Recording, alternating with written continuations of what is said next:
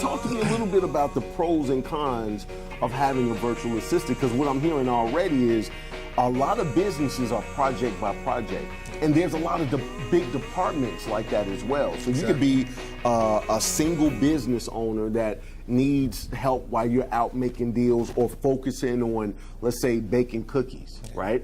If you bake cookies extremely well and you're refining your recipe and this is what you're doing, you need somebody to take care of the administrative parts. Or you could be a big department of a organization that's extremely huge, but you don't really have the manpower to do this new project that's only 6 months. So talk to me about some of the pros and cons of what you do.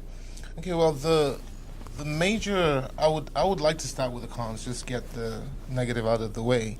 One of the biggest problems with using a virtual administrative service is that a lot of people think about it like losing control. You know, the traditional way has always been, if I need a secretary, if I need an accountant, well, you know, someone who's going to do my books or do payroll for me or something like that, you know, I have the person in the office, I can see the person clock in and clock out, I can monitor this person.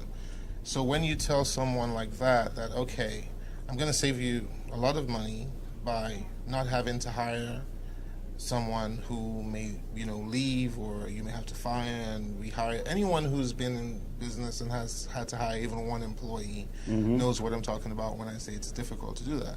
So when I tell someone that we can save you all of this trouble if you would outsource your administrative services, one of the biggest things that stands out in the minds of people is, well, that sounds all good, but then I don't know what you're doing back there. I can't see you. I don't have control over that. It is a very big mental block, if I may use that phrase. For most people, though, when you demonstrate what you actually do, it's easier to alleviate that fear, but it's a valid fear. Another one of the cons would be that it's very difficult for most people to just try out something because it's new. Right. We're sort of creatures of habit. So even if you make all this, you show, I mean, it's like trying to get some people to move from regular mail to email at the time emails came out. Right. It wasn't that easy, but you know, nowadays everybody does it. The pros, the most obvious pro for me is, as someone who has had to hire and fire a lot of people, the idea of having, the fantasy of having just even 4 really good employees that will always be there is literally one of my biggest fantasies, because it doesn't exist. It's very rare. And when we do, like the people we have, we've gone through, for every 1 employee that I'm retaining right now, I've probably fired 5. Got you. You know, because we have a certain standard that people have to live up to. So for a business person who's hiring, just the drama of trying to get a good staff together and maintain that staff is enough headache for one person. A lot of people don't think about it because, you know, it's in the day-to-day, but it's a whole part of your business. You used a very good example, the person who makes cookies. So say you make the best cookies in Clear Lake, and everybody knows this, and you've got your secret recipes, and you work on all your recipes.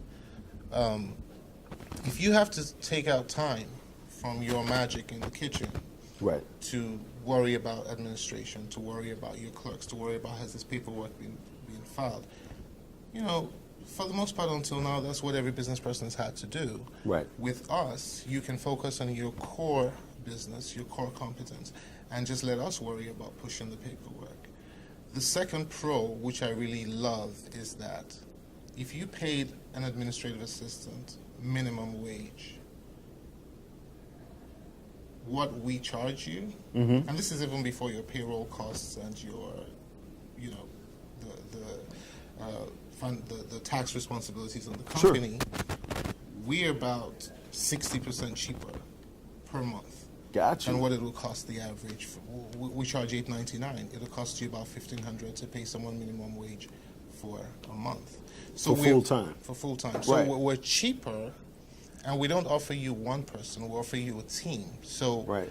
you're not going to call one day and we'll say, oh, the employee is sick. No, because there isn't just one employee, I've got a team. Right. So 3 people can be out with the flu and your work will still be done.